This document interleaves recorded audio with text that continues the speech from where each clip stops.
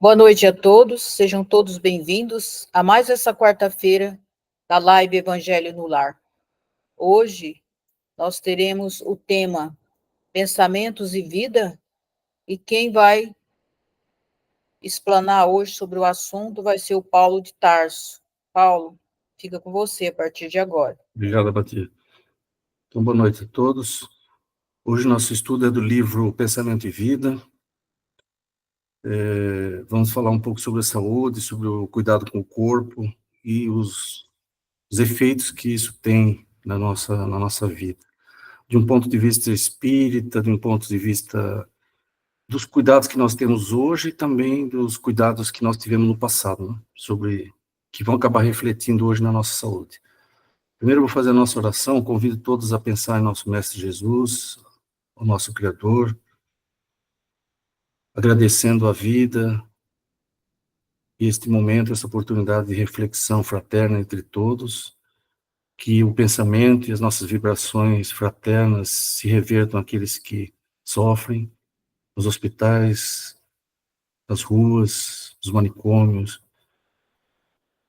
abandonados, sozinhos e sofredores que embarcarem em um caminho difícil, que necessitam das nossas vibrações do bem. Que assim seja, graças a Deus. Bom, meus amigos, então o evangelho de hoje, nós vamos falar um pouco sobre a saúde. No capítulo 17 do livro dos Espíritos, do Evangelho dos Espíritos, do Evangelho segundo o Espiritismo, perdão, trata de um capítulo que fala sobre a perfeição que Jesus ensinava, né? Sede perfeitos.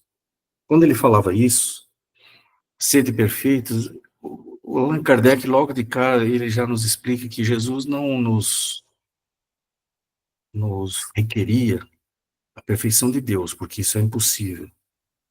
Mas Jesus nos mostrava um caminho do esforço, da sublimação, da busca pelo melhor, para si e para os outros. Um caminho para a perfeição. Não a perfeição em si, mas um caminho para a perfeição. Nesse mesmo capítulo, o último item, do capítulo é o item 11, que é que foi psicografada e o Allan Kardec colocou no Evangelho segundo o Espiritismo, uma pequena peça, um pequeno texto do Louis-Henri Georges, que foi um pintor. A gente não tem muita notícia sobre ele, sabe-se que ele é um espírito que desencarnou poucos anos antes da publicação do Evangelho. Ele foi um pintor, França, e tinha uma irmã que era médium da Sociedade Parisiense da Doutrina Espírita, na época de Kardec. E ele vem, aí a gente já observa, né, uma coisa curiosa. Jesus convidava muitos espíritos que eram queridos, que eram cativos ali da sociedade na França na época, na Europa. Muitos eram da linha religiosa, eram prelados e pessoas famosas. Alguns eram simples pintores ou profissionais mais simples, né? Então, ele fala sobre cuidar do corpo e do espírito. Nessa linha de ser perfeito, buscar um caminho para a perfeição, ele diz o seguinte: amai, pois, a vossa alma, porém, cuidai igualmente do vosso corpo, que é instrumento da nossa alma. Então, ele já coloca aqui que o corpo é um instrumento da alma, e realmente é.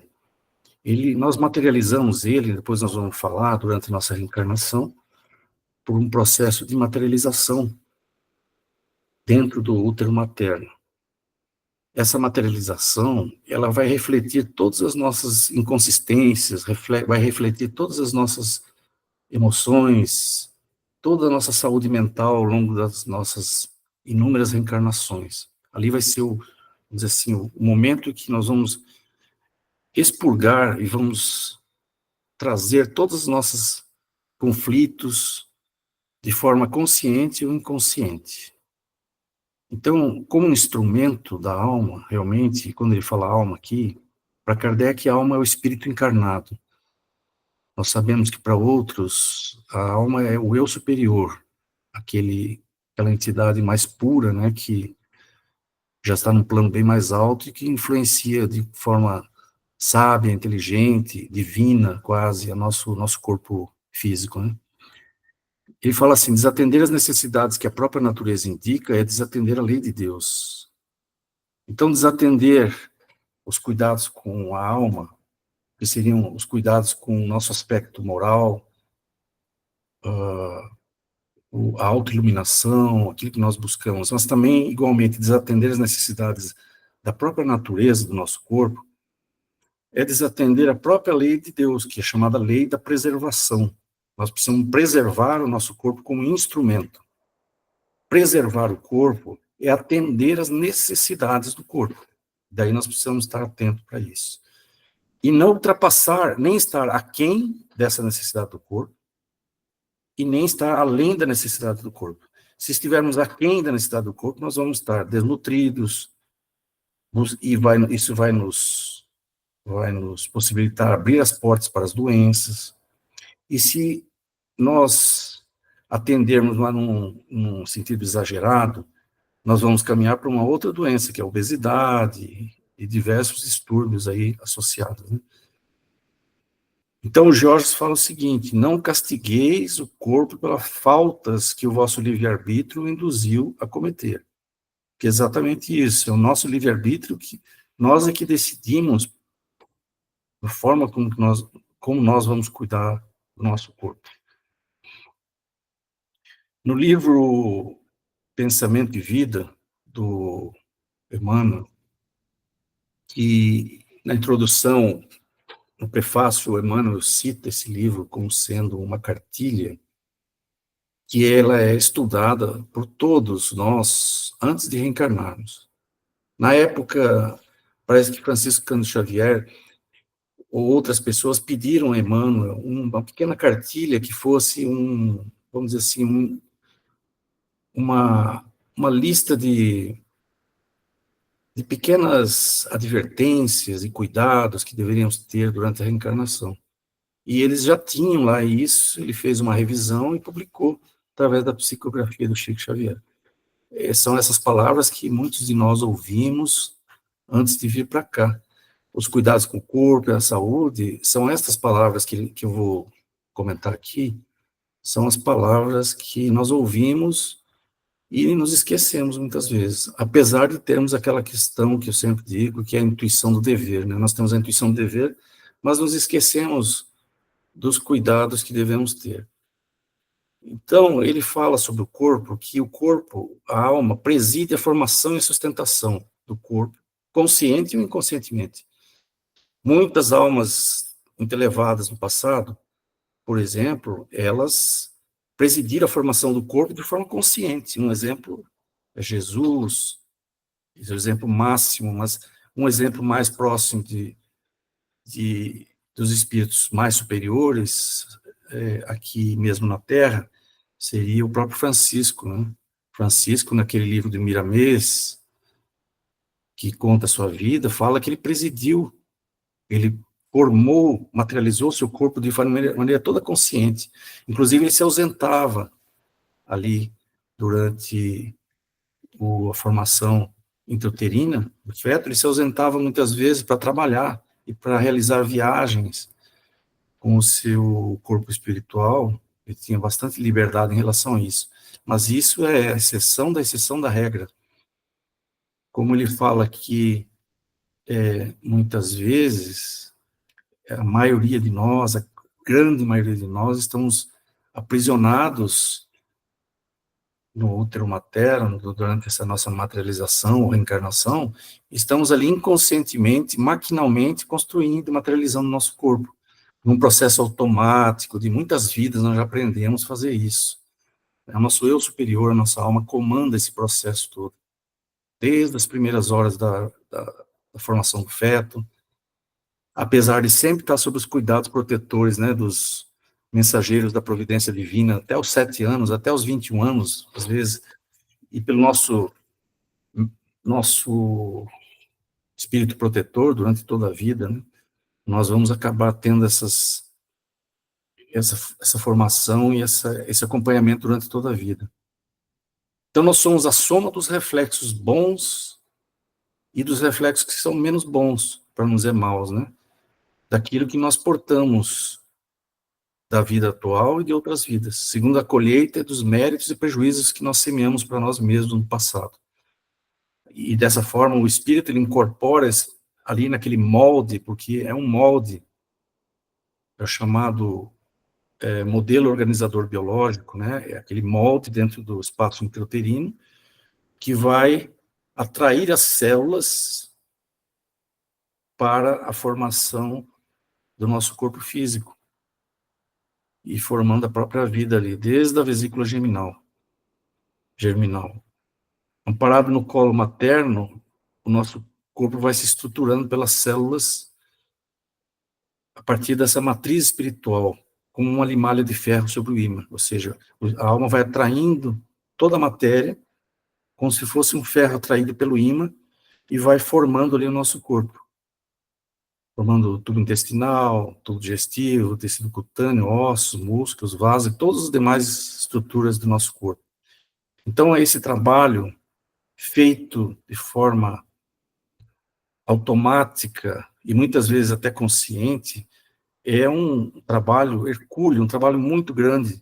A reencarnação é um bem muito precioso, que demora aí meses, né?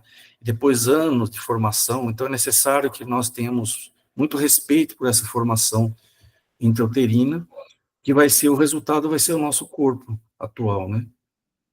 Então nós atendemos ao desenvolvimento espontâneo do próprio espírito, que vai se materializando ali, manifestando-se. Esse veículo constituído por bilhões de células formam-se, ajustam os tecidos sutis da alma, partilhando-lhes a natureza eletromagnética. Então, a alma sendo de natureza eletromagnética, como a luz, assim, por exemplo, dando um exemplo, ela vai partilhar com o corpo físico essas interações e vai comandar através da mente toda a oficina complexa que é o nosso corpo, formado de bilhões de células, né?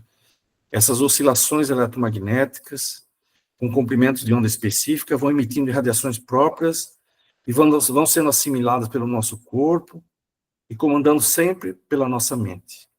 Então, desde essa fase embrionária, a nossa mente, ela vai manifestar todas as nossas limitações, conflitos, e muitas vezes conflitos da própria mãe, do próprio pai. Tudo isso vai ser manifestado com certo grau de liberdade, ou não, sobre o feto. Hoje a ciência já sabe que aquilo que o pai come, como o pai se alimenta, antes dele gerar o filho, vai influenciar diretamente o desenvolvimento fetal.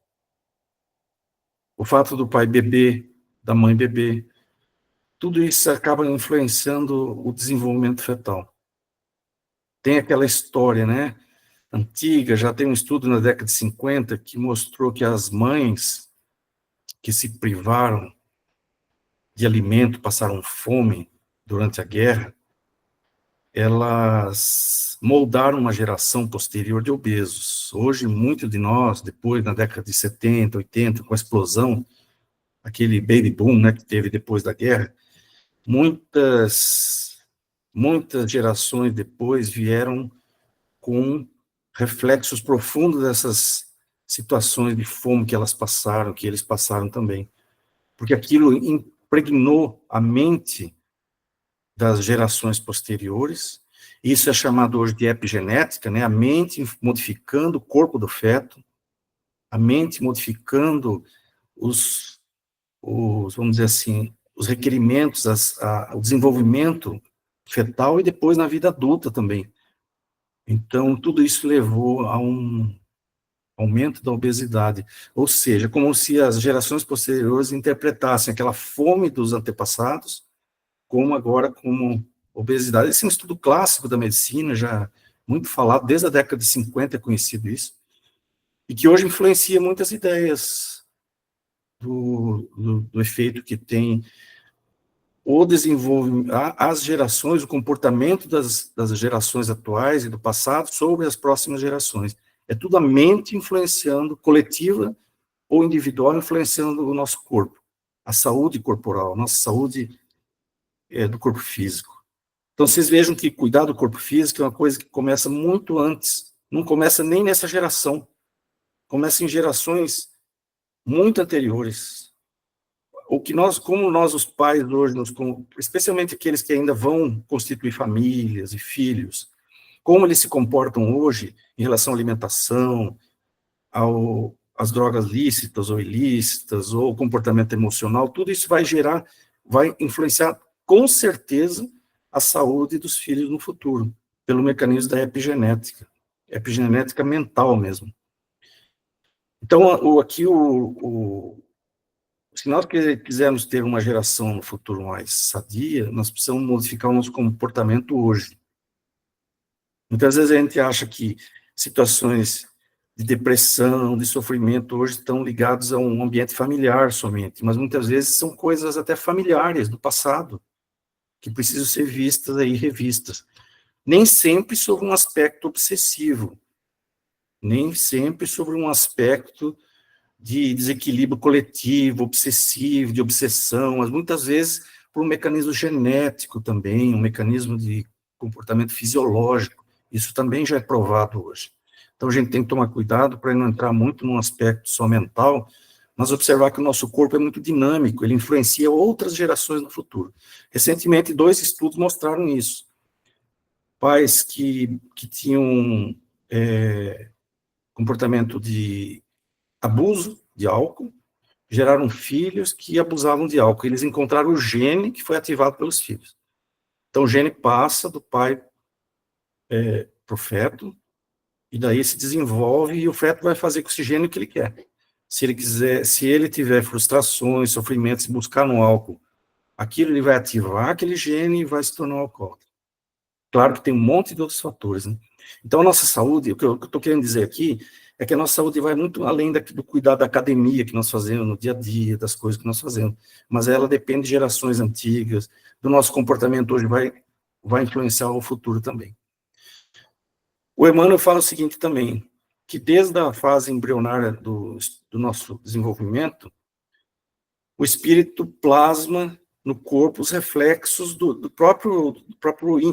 sua própria intimidade emocional, seu equilíbrio espiritual, emocional e mental. Então, criaturas que sofreram, passaram por períodos conturbados, né, naquela período que é chamado pelo espiritismo de período na erraticidade, que é um termo que eu não uso muito. Erraticidade é quando aquele período entre as encarnações, né? Se a mente, muitas vezes muito conturbada, ela vai trazer, se ela trouxe problemas decorrentes de suicídio, de homicídio, da delinquência, da viciação não só de drogas, mas viciação mental, né? O sofrimento, o abuso, a prepotência, a culpa, tudo isso vai ser trazido no renascimento, né? E vai trazer a disfunção vibratória sobre as células, vai levando aos quadros de patologia celular e as doenças depois que vão se manifestar, em qualquer idade. Depois vem as enfermidades congênitas, aquelas que a pessoa já nasce com diversas formas de doenças. Muitas dessas enfermidades congênitas vêm de distúrbios muito graves do pretérito. As pessoas naquele período de erraticidade, entre as 2 reencarnações, muitas vezes passam períodos de grande alucinação, sofrimento, sono prolongado, e muitas vezes tem que voltar numa situação de reencarnação, que nós chamamos de reencarnação compulsória, que ele não tem nem consciência, ele é trazido porque ele precisa, como um mata-borrão, ele precisa deixar essas energias, essas sementes de kármicas aí, de sofrimento, para o corpo físico, trazer para o corpo físico e expurgar esse sofrimento. Porque o corpo espiritual, sendo um corpo eletromagnético, ele precisa transmitir para o corpo físico essa carga eletromagnética danosa para se livrar daquela situação. E aí ele fala muito aqui em culpa disfarçada e remorsos ocultos. O que são essas coisas? Muitas vezes nós temos uma vida aqui sem remorso, sem culpa, mas o que nós temos de culpa disfarçada? E o que nós temos de remorsos ocultos, muitas vezes do passado, né? Que ele fala assim, que são plantações de tempo certo. Ou seja, nós plantamos lá atrás e vai ter um tempo certo para vir isso aí, pela lei de ação e reação que governa o nosso mundo. Isso explica por que muitas pessoas, às vezes, ela é atingida assim, por estranhas provações, quando está no máximo da prosperidade material. Ela está ótima, a vida está tudo uma maravilha, tudo ocorrendo bem. Você vai lá, faz exames médicos, você não tem nada, e você é colhido subitamente por uma doença, um mal, né? Alguns desastres mesmo do corpo físico, quando a pessoa está no período mais irradiante da saúde física. Muitas vezes é o momento certo da pessoa trazer aquelas energias do passado para o presente. Mas ele lembra o seguinte aqui também, que reflexo gera um reflexo. Quando nós assumimos compromissos com o bem, nós encontramos uma solução para o próprio débito, para os débitos do passado. A prática do bem, simples, infatigável, pode modificar a rota do destino. Olha só que interessante. Às vezes, culpas do passado, culpas ocultas, remorsos ocultos, disfarçados, que tinham que vir nos colher subitamente ou de uma forma lenta sobre o nosso corpo, que nos causando prejuízos físicos, muitas vezes elas podem modificar a rota do destino, se você assumir um trabalho pelo bem, uma mudança no seu comportamento, na sua busca de autoiluminação. Então, não existe uma fatalidade nesse sentido, algo totalmente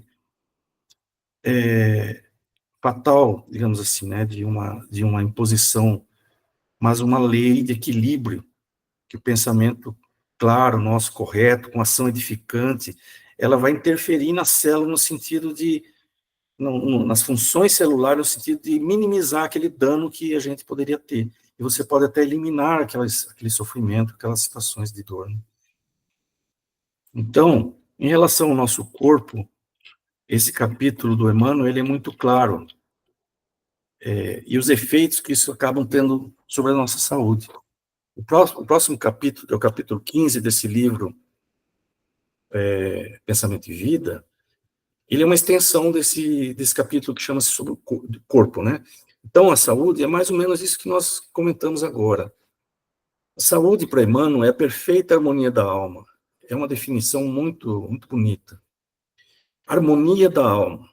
Então, a alma, ela pode estar num estado de desequilíbrio, de conflitos, ou ela pode gozar de plena harmonia. Quando nós temos harmonia na nossa alma, a perfeita harmonia é a saúde. Então, aí, haveria perfeita harmonia. A perfeita harmonia seria um estado de saúde da nossa alma, um estágio muito, muito mais avançado do que nós vivemos hoje no nosso mundo, na realidade do nosso mundo, de provas e expiações. Então, a saúde perfeita da alma está muito longe. Essa definição dele é uma definição de saúde, porque também nós não temos saúde perfeita, nenhum de nós tem. Se você buscar, de alguma forma, alguma pessoa e fizer exames muito profundos, mesmo crianças, começar a fazer tomografia, ressonância, você vai encontrar pequenas anomalias que existem, são normais, porque a perfeita saúde nós só vamos encontrar quando tivermos um patamar muito mais elevado, aí, um grau muito mais elevado de esclarecimento de saúde da nossa alma aqui na Terra. Sempre nós vamos ter alguma situação de alguma anomalia, mesmo que não seja uma doença, mas uma anomalia nas nossas células, sempre vai existir, né? Então, essas faltas que nós cometemos, elas operam em nossa mente um estado de perturbação, e que vão se refletir no nosso corpo, especialmente em casos que nós nos arrependemos, que nós alimentamos uma culpa, e aí podemos fazer um circuito fechado. Essa nossa onda mental pode atrair pessoas que se associam a esse sentimento, né? E aí você multiplica por 10 essa situação, instaura desarmonia mais profunda e mais vasta. E aí isso vai nos causando descontrole, cada vez pior, lesões funcionais diversas no nosso corpo. A cólera, o desespero, ele fala aqui, a crueldade, a intemperança. Mas não só esses estados extremos da cólera, do desespero, da crueldade e da intemperança. Mas vejam, precisamos observar coisas mais simples do cotidiano. Às vezes nós somos pessoas relativamente calmas, não temos cólera. A cólera é um estado extremo, desespero extremo. Crueldade é um estado que a própria Evangelho fala que a crueldade é uma situação que não se admite nas pessoas que buscam espiritualidade. A intemperança são estados extremos que eu espero que nós já tenhamos, em boa parte, assim, nos livrado dessas situações. Eventualmente ainda podemos cair em desespero, um período de cólera. Mas eu levanto a seguinte questão: e as situações diárias de irritação, de ideia fixa, preocupação excessiva com determinadas coisas? Isso aí gera tanta desarmonia na alma quanto essas situações de cólera, desespero, crueldade e intemperança.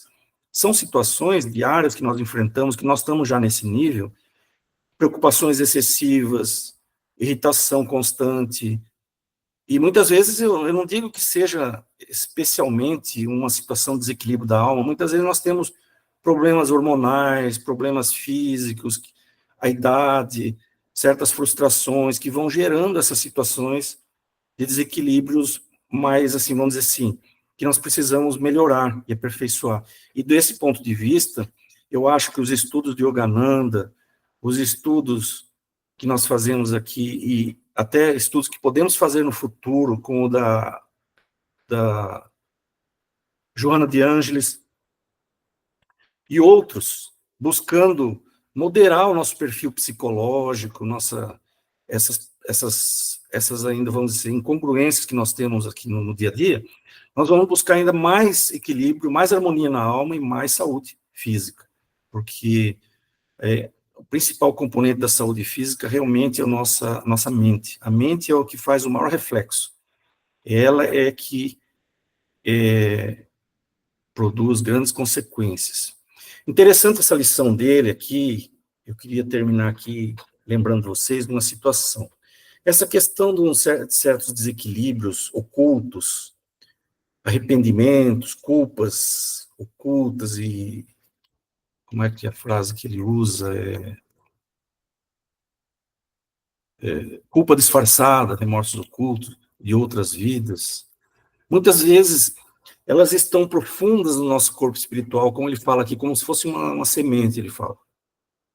E estão ali esperando uma oportunidade, a misericórdia divina, um momento que nós estamos prontos para receber essa situação. E eu lembro vocês da pandemia Covid. Foi uma época que a gente, nem é bom muito lembrar muito, uma época muito triste da humanidade, 17 milhões de pessoas morreram no mundo, né? Que muitas pessoas me perguntavam, mas essa pessoa tão boa, espírita, ou de outra religiosa, que não tinha nenhum, assim, nenhum traço de problema de saúde séria, e acaba falecendo. Muitas dessas pessoas tinham, provavelmente, tiveram no Covid uma oportunidade, porque essas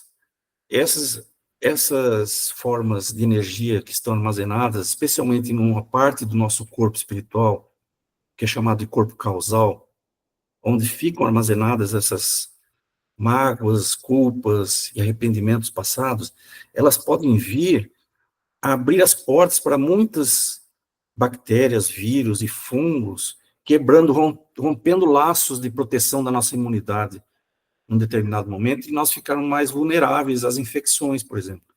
Então, muitas pessoas adquirem tuberculose nessa situação de muito sofrimento. Então, a tuberculose e outras doenças que atingem as pessoas que sofrem muito, né? Então, essas situações, elas abalam nossa saúde, às vezes de forma muito inesperada. E nós temos que ver isso como uma oportunidade de trazer aí essas energias do passado e saber, o câncer é outro, né? O câncer, segundo os estudiosos da doutrina espírita, ele é um uma lesão do próprio perispírito. Então, na comunicação do perispírito com o corpo físico, há alguma forma de redução do contato, ali, do comando do perispírito sobre o corpo físico, e faz com que as células percam o controle, por causa dessa lesão que acontece a esse nível. Aí você tem a lepra, as úlceras diferentes, crônicas, né, que às vezes nós temos. São todas coisas assim que nós precisamos tratar, acima de tudo, não só com o tratamento através do passe, da água fluidificada, mas especialmente modificando nossa conduta. Então, não é só indo no centro, tomando passe, fazendo tratamento, fazendo a nossa limpeza, que nós vamos nos curar dessa situação. Mas é como diz Emmanuel aqui, fazendo o nosso trabalho interno, de autoiluminação, de buscar vencer as nossas piores qualidades, no dia a dia mesmo. Tem uma passagem no Evangelho muito bonita que fala como fazer a caridade quando você não tem nada. Essa passagem foi escrita por Cáritas. A caridade material e a caridade moral. A caridade material, nós que temos condições de fazer, podemos fazer, mas a caridade moral, e ela nos lembra sempre que a principal delas é ter indulgência com o erro dos outros e não julgar os outros.